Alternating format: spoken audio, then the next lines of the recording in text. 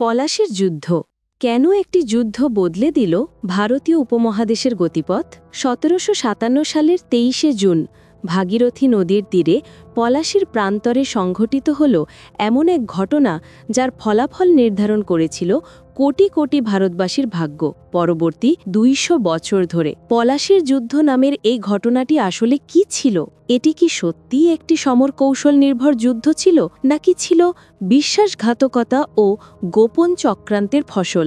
আজ আমরা সেই প্রশ্নেরই উত্তর খুঁজব এবং জানব কিভাবে মাত্র কয়েক ঘন্টার লড়াই ভারতীয় উপমহাদেশের গতিপথ চিরতরে বদলে দিল। পটভূমি ও নবাব ব্রিটিশ সংঘাত। বাংলা, বিহার ও ওড়িশার শেষ স্বাধীন নবাব সিরাজউদ্দৌলার সঙ্গে ব্রিটিশ ইস্ট ইন্ডিয়া কোম্পানির শত্রুতা ছিল দীর্ঘদিনের। ব্রিটিশরা বাংলার রাজনীতিতে হস্তক্ষেপ করতে চাইছিল এবং বাণিজ্যিক সুবিধা বাড়াতে চাইছিল। বিশেষ করে নবাবের আদেশ অমান্য করে ফোর্ট উইলিয়াম দুর্গ নির্মাণ ও কালো ঘরে বন্দী করার ঘটনা, ব্ল্যাক হোল ট্র্যাজেডি, এই সংঘাতকে চূড়ান্ত রূপ দেয়। পলাশির প্রান্তরে মুখোমুখি হয়েছিল নবাবের প্রায় ৫০,০০০ এবং ব্রিটিশ কমান্ডার রবার্ট ক্লাইভের মাত্র ৩,০০০ সৈন্যের বাহিনী।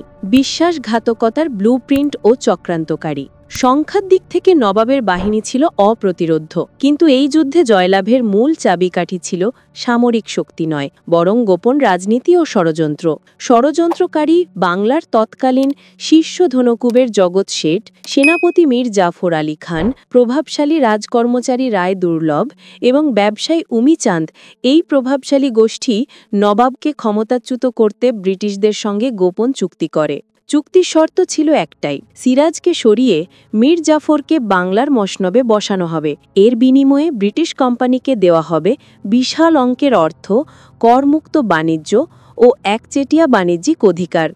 এই ষড়যন্ত্রই যুদ্ধের ফলাফল আগেই নিশ্চিত করে রেখেছিল: প্রহসনের যুদ্ধ ও নিষ্ক্রিয়তা।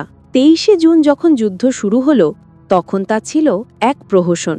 নবাবের অনুগত সেনাপতি মীর মদন এবং মোহনলাল সাহসের সঙ্গে ব্রিটিশদের আক্রমণ প্রতিহত করলেও প্রধান সেনাপতি মীর জাফর তার অধীনে থাকা বিশাল বাহিনীকে নিষ্ক্রিয় করে রাখেন। মীর জাফরের পরামর্শে নবাব বৃষ্টি ও বিশ্বাসঘাতকতার মুখে যুদ্ধবিরতির সিদ্ধান্ত নেন এবং ময়দান ত্যাগ করতে বাধ্য হন। এটি ছিল ক্লাইভের কূটনীতির চূড়ান্ত বিজয়, পরিণতি ও সাম্রাজ্যের ভিত্তি। পলাশির পরিণতি ছিল ভয়াবহ ও সুদূর প্রসারী। নবাবের পতন। কিছুদিনের মধ্যেই পলাতক সিরাজউদ্দৌলা নির্মমভাবে নিহত হন। মীর জাফরকে করা হয় ব্রিটিশদের হাতের পুতুল নবাব, যার মূল কাজ ছিল কোম্পানিকে অর্থ ও সুবিধা দেওয়া। সাম্রাজ্যের সূচনা। পলাশির বিজয়ের মাধ্যমে ব্রিটিশ ইস্ট ইন্ডিয়া কোম্পানি বাংলার বিশাল রাজস্ব এবং সামরিক রাজনৈতিক নিয়ন্ত্রণ প্রতিষ্ঠা করে। এটি ছিল ভারতীয় উপমহাদেশে ব্রিটিশ সাম্রাজ্যের ভিত্তিপ্রস্তর, যা ২০০ বছর স্থায়ী হয়েছিল। অর্থনৈতিক শোষণ।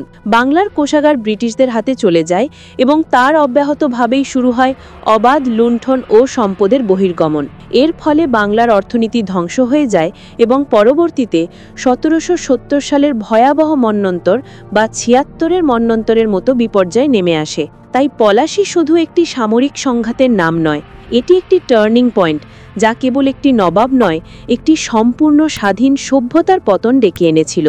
এটি আমাদের শেখায় যে বাইরের শক্তির চেয়েও দেশের অভ্যন্তরীণ বিভাজন, লোভ ও বিশ্বাসঘাতকতা একটা জাতির জন্য কত বেশি বিপজ্জনক হতে পারে। ইতিহাসের এই শিক্ষা আজকের জন্য সমান প্রাসঙ্গিক। যদি এই বিশ্লেষণ আপনার ভালো লাগে, তাহলে লাইক দিন, কমেন্ট করুন এবং চ্যানেলটি সাবস্ক্রাইব করতে ভুলবেন না।